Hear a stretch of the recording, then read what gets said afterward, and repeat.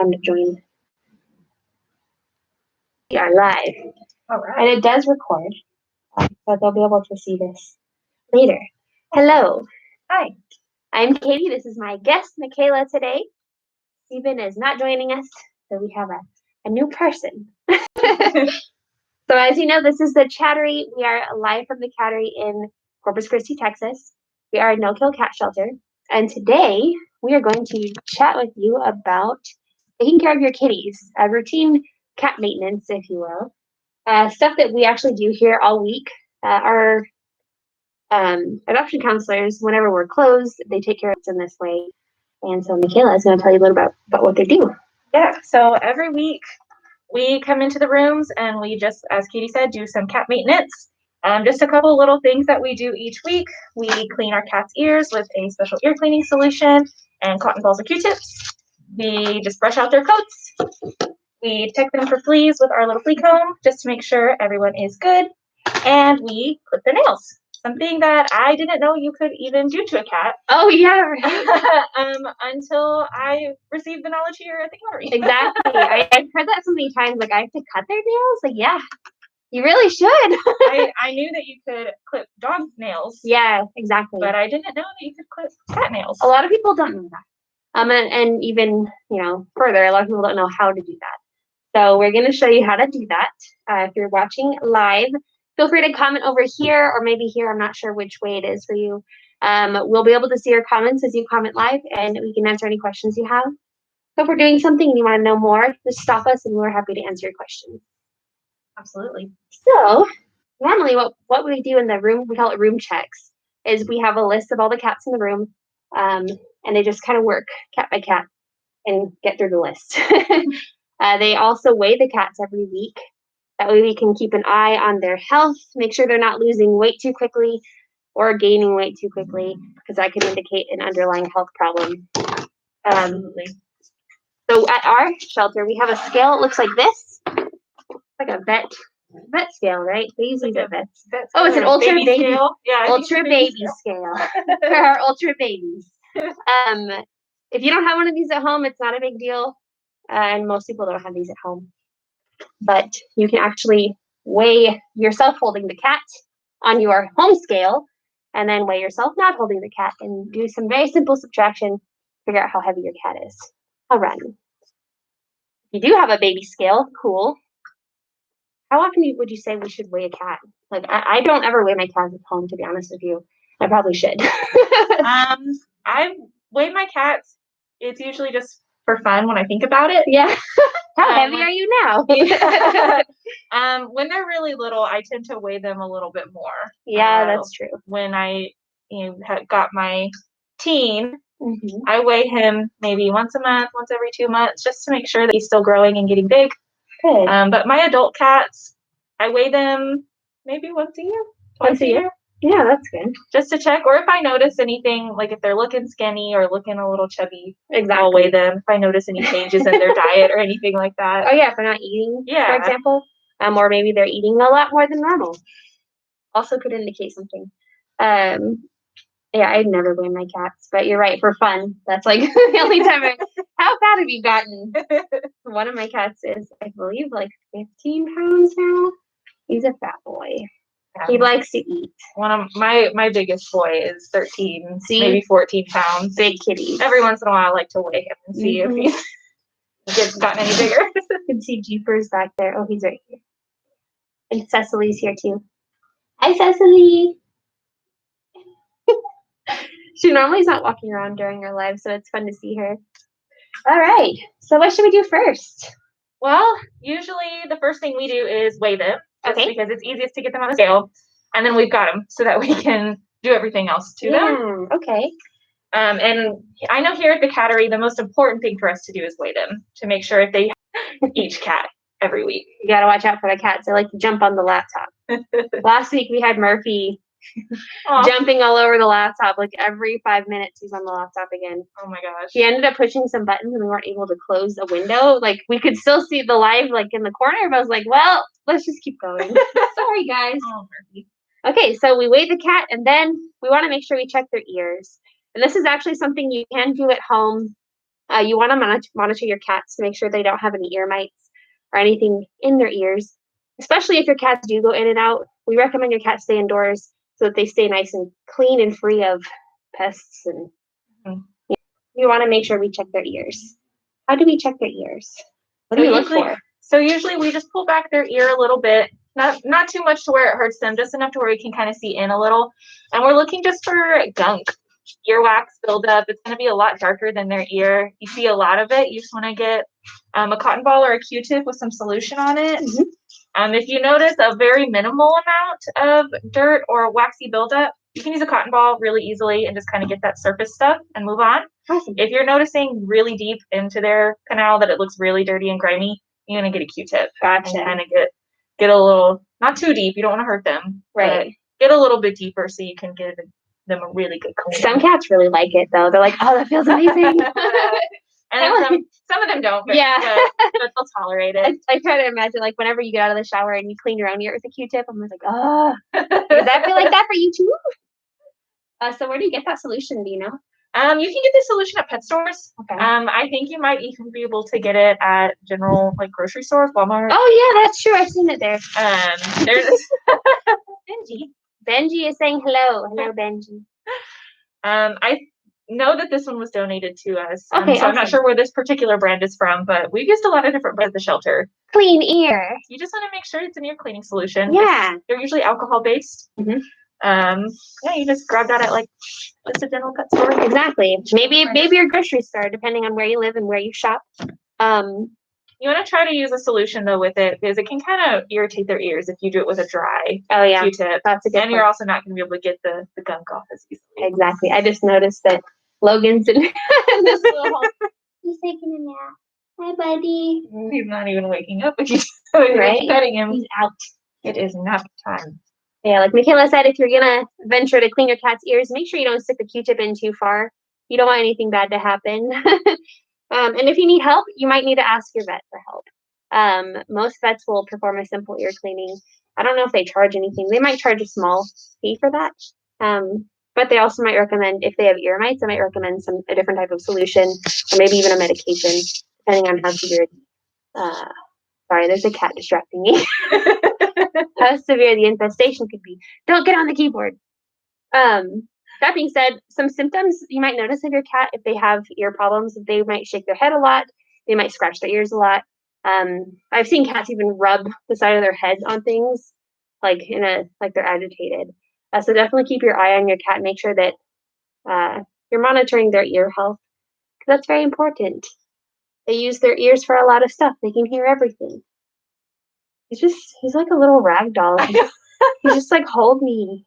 I love him. He's so sweet. Who is this? Ronnie. This is Ronnie. I love him. He's a sweet boy. I was sitting in here yesterday and he stayed behind me. Just like curled up against my back the whole time. He's like, I just need love. What a good boy. You like hugs? He's a cuddle bug. What a sweet baby. All right. What else?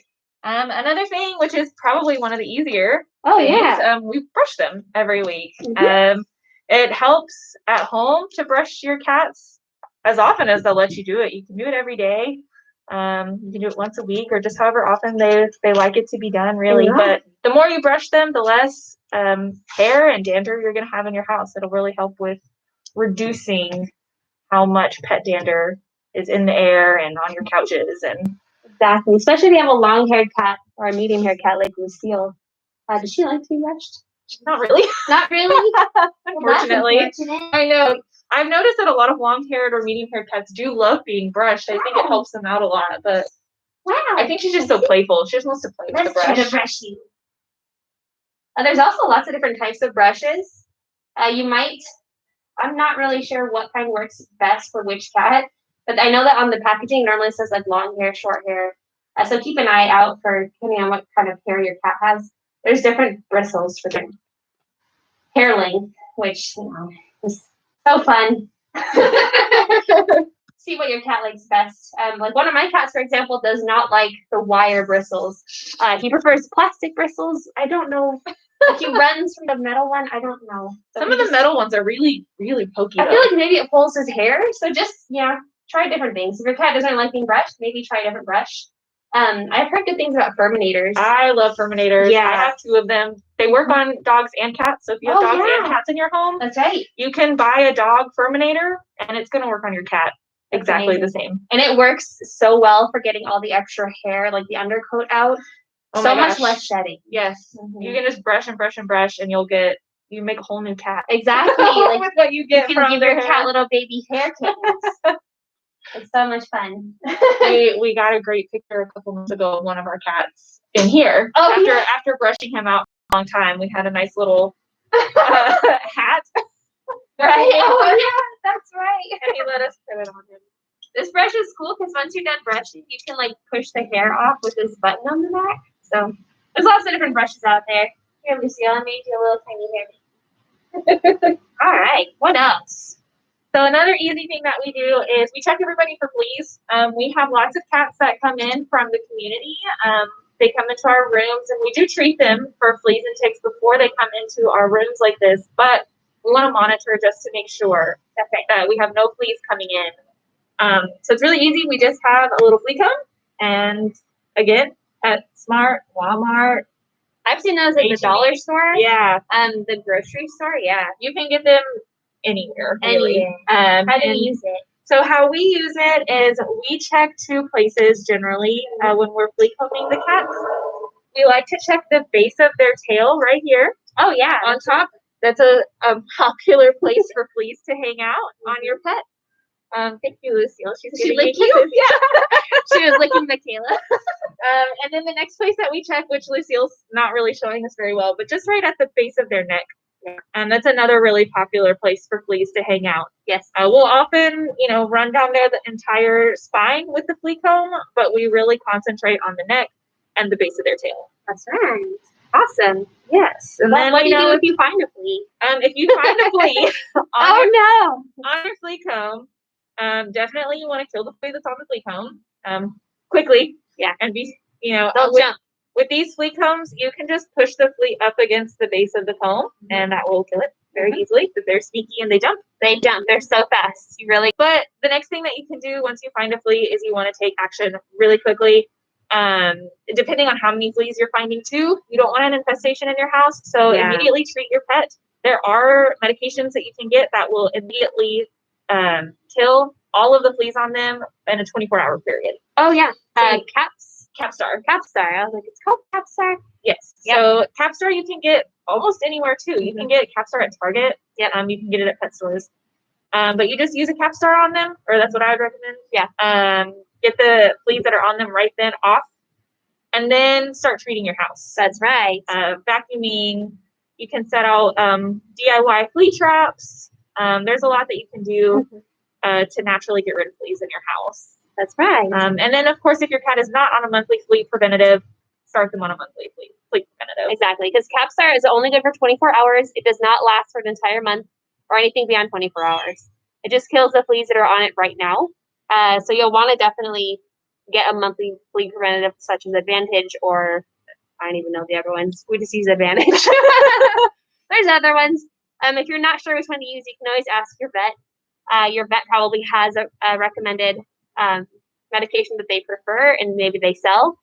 So yeah, I would definitely get that checked out. And I definitely second you on asking your vet about what flea preventative to use. Yeah. There are some flea preventatives that get so saturated in whatever area you're living in, they don't work anymore. Really? Yes. I did not know that. So there is a brand that does not work in Corpus Christi, and it's a brand that I was using for a very long time. Oh my gosh. Until my vet told me that I was having flea problems because I was using a brand that was ineffective for our area. Oh wow. The fleas I did not know get used to it. Oh wow. And it becomes ineffective really Evolution. quickly. Yes.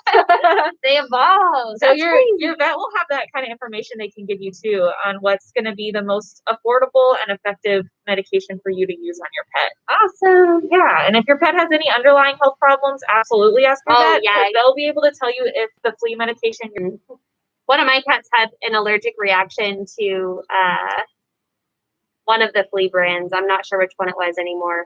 But my vet didn't know and I didn't know, so he just lost all his hair on his head. Like from the spot where I gave him the medication all the way up his head, he had no hair for like 2 months. He was a kitten at the time, so he looked like really creepy. So thankfully nothing more serious happened. He just really lost all of his hair and then he was fine. We switched him to a new man and now he's, he's good every month. Yeah, definitely make sure that, you talk to your vet and that they're able to help monitor because we didn't know that he was allergic to that until it was too late. It happens. It happens. Whoopsie. Sorry, Ninja. All right. Last thing we want to talk about today. So the last thing that we do for our cats here is trim their nails. All right. So nail trimmers, they make special cat nail trimmers. Mm-hmm. They're much smaller than dog nail trimmers, and they're also built a little bit differently. They are. But you can buy them, again, pretty much anywhere. Yeah, pet stores, of course, but I've seen nail trimmers at the Dollar Tree. I have too. I've bought nail trimmers from the Dollar Tree. I have too. They work great. They're fine. They work just like the ones at the pet store. Exactly. But you can get them pretty much anywhere. They'll be advertised as cat nail trimmers. Exactly. Let's see. What can we use? I was going to say, if we find a kitty cat that Logan? will. Maybe Logan. I don't think we trimmed his nails yesterday. We trimmed most of it. We're going to show you. Let us find a cat that will tolerate it well. I mean, would Ronnie tolerate it? Probably would. I think we trimmed his yesterday. But now he's going to the bathroom. That's okay. We'll just show you how we did do it. I'm going to grab Logan. Sorry, buddy. He's eating. Logan's going to be our model. Here's Logan. He is actually a model. I was going to say it works because he's already an experienced model. So it's easiest to trim cat nails with two people. Absolutely. We're just going to start there and say that. So if you're by yourself and you're having difficulties, you may need to get someone to help you. It helps to have one person holding the cat and one person to trim. So what I'm going to do is I'm going to hold Logan, and then she's going to go ahead and start trimming his nails. So I'm just going to hold him so he's comfortable. So you're going to take their paw, and right at the base of their nail, you push down with your thumb, and it makes their little nail come out. As you can see right there, his little nail pops out. What a good boy. They do have a quick. I know a lot of people have dogs. Hard to see it. Yeah, it doesn't really show on the camera, but it's pink. So you can see there is a pink area between the base of his nail up to about halfway. Sorry. You want to clip in front of the quick. So you just come right in and boop, put the nail off. Exactly. It's safe for them. It does not hurt them. Assuming that you don't hit the quick. The quick is like a vein. Yeah, it's a vein. If you do hit the quick, it's not the end of the world. Your cat's not going to bleed out and die. They're going to be pretty mad at you, and they might not trust you for a while. There is something you can buy called Quick Stop. I recommend having that on hand just in case. It's like a powder, and you really press it against the nail, and where you've cut the quick, and it stops bleeding pretty quickly. Yeah, and they'll be sore if you cut the quick, but it's not the end of the world. It happens. Just try really hard not to. I mean, it's like if you were trimming your nails and you just went a little too deep, or if you're a nail biter, like unfortunately like I am. Me. Yeah, me too. Yeah. Mm-hmm. If you bite your nail and you bite a little too low, then you're a little sore on your finger for a few days. It's the same thing. Oh my gosh, he's so cute. He just doesn't care. Like, it's fine if you cut my nails. But yeah, and you want to make sure you get their dew claw as well. Their little thumb. A lot of times we miss the dew claw just because we're focusing on their front paws. The front paws are easier to get to.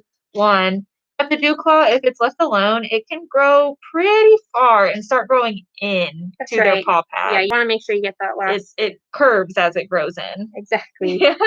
If you're having trouble cutting your cat's nails, again, use a second person. They might not be as easygoing as Logan is right here. Just make sure you have a second person to help you. Are we done trimming? He got done yesterday. He got his nails trimmed yesterday. We faked it for you guys. That's how you do it. So yeah, just to recap, press down on the little toe bean. The nail will pop out, and you trim the white part, not the quick. If your cat has dark nails, it might be harder to see the quick. Just try to trim about halfway, maybe a little under halfway. I usually don't do as much trimming. You can always trim more later. Yeah. If you need to trim once a week without cutting the quick, that's fine. And your cat will hopefully get adjusted to it if you're doing it more regularly. If you have a kitten or a younger cat, start now. Exactly. Even if they don't have super long nails, still try to do it like once a week just to get them used to it. That way, when they're adults and strong and powerful, they won't, fight you too hard. Exactly. On it. Yeah. You want them to become adjusted to it over time. Now, if you do have a cat that, maybe isn't used to getting their nails trimmed, maybe you adopted them as an adult, maybe they're just not used to it. Just take your time. practice. Just be slow with them. Like don't get mad at them if they're scared. If they try to fight you, they're just reacting, to what are you doing to my feet? Don't touch my feet. What are you doing? Absolutely. And we don't know if they've had a bad experience with a nail trim before. So always take your time. If you find that you just really can't do it, most vets and groomers will help you trim the nails. And then it won't be your problem. So I know most vets will do it for like maybe $10. Yeah, so. It's not expensive, but it is important for their health, their feet health, and also for your furniture. So it's a huge help if you've got furniture you don't want them scratching up. Or I know even when my cats aren't when they're in a good mood and they're on me making little biscuits. Oh yeah, it can hurt. Biscuits with nails, not fun. And they love you. Yeah, and they're not trying to hurt you. Exactly, but it does hurt. Exactly. So yeah, keeping those nails trimmed is an important part of taking care of your kitty. One thing that most people don't realize they have to do. Who's this? This is Taffy. Hi, Taffy. You're cute. This is a tortoiseshell cat. Oh, she's beautiful. She's absolutely gorgeous. She's very sweet. She came from the university. Oh, you're college educated. Yes, she is. She looks college educated. She looks smart. She's very sophisticated. All right, guys, that wraps up our chat today. Just to recap, we are in the teen room at the Cattery Cat Shelter. There's Cecily right there. She just pops in. What are you doing? You want to come say hi? No, she's not. Thank you guys for joining us. If you like this video, make sure you hit like, make sure you comment and subscribe. We are trying to reach 100 followers on YouTube. We want 100 subscribers so we can get our fancy YouTube link, because right now it's just like a long URL. We can't really direct people to it. So we need 100 subscribers. So if you are watching this and you like the stream, we do this every single Tuesday at 1 p.m. Central Time. Thank you for joining us. Thank you for being here, guys. Yeah, thank you for joining me today, Michaela. Yeah, I had a great time. Yeah, we'll see you next week. Bye-bye. Bye. She's so cute. She just lets me do whatever I want. You're a good baby.